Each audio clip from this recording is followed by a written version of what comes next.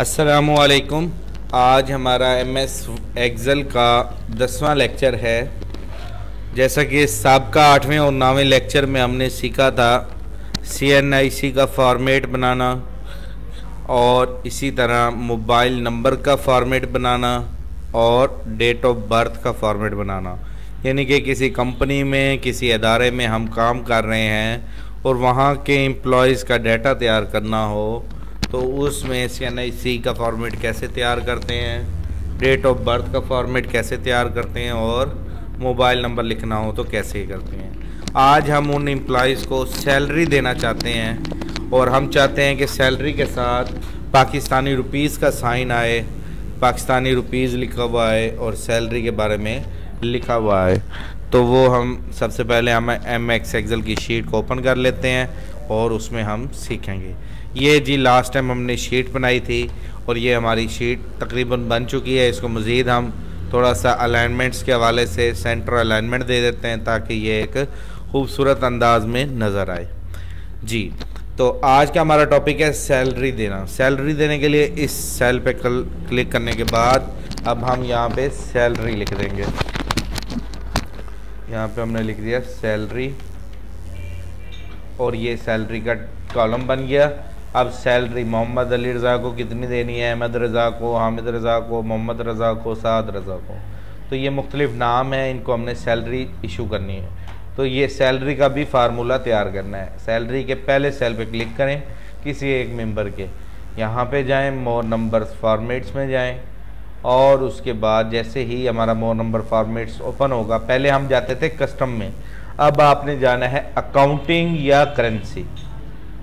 ठीक है, अकाउंटिंग या करेंसी। तो आप अकाउंटिंग को बेहतर जानते हैं, अकाउंटिंग पे क्लिक कर दें। यहाँ से डॉलर लगा हुआ है क्योंकि हमने पाकिस्तानी रुपीज़ पे काम करना है तो R प्रेस करेंगे, रुपीज़।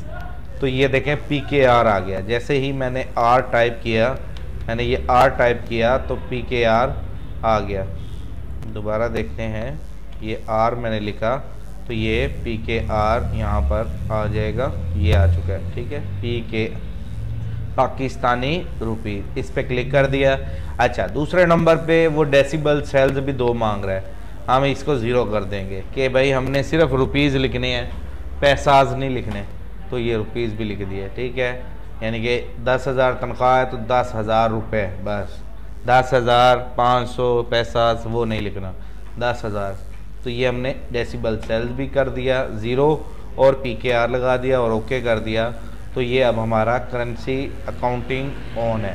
इस अकाउंटिंग को पूरी रो में ड्रैग कर देंगे। काफ़ी स्टूडेंट्स को देख रहा था कि वो सिलेक्ट करके इसको सिलेक्ट करके कर रहे थे, नहीं, खाली को तैयार कर लें और उस अमल को ऐसे ड्रैग कर लें। तो ये हमारा फॉर्मेट रेडी है। निशानी क्या है, ये देखो अकाउंटिंग हर जगह लिखा हुआ है, जबकि इधर कस्टम लिखा हुआ है क्योंकि इधर कस्टम वाली कमांड है, इधर अकाउंटिंग वाली कमांड है। तो अब मैंने जिसको जो सैलरी देनी है, मैं अली रज़ा को 18,000 सैलरी देता हूँ। 18 लिखने के बाद जैसे ही मैं इंटर करूँगा ऑटोमेटिक वो सेट हो जाएगा। 18,000 के दरमियान में कोमा भी आ गया, PKR भी आ गया। इसको मैंने 2500 सैलरी दी, इसको 3600 दी, इसको 1800 दी, 18,000 दी, इसको 17,900 दी। तो ये इस तरीके से हमने अपनी सैलरीज़ वगैरह के फिगर्स को पुट करना होता है। उम्मीद करता हूँ आपको ये सैलरी का कॉलम ऐड करना और उसको बनाना अकाउंटिंग के ज़रिए समझ आ गया होगा। जिन लोगों की पिछली शीट रहती है उसको भी कवर करें और साथ ही सैलरी को भी तैयार करें। बहुत बहुत शुक्रिया। अल्लाह हाफिज़।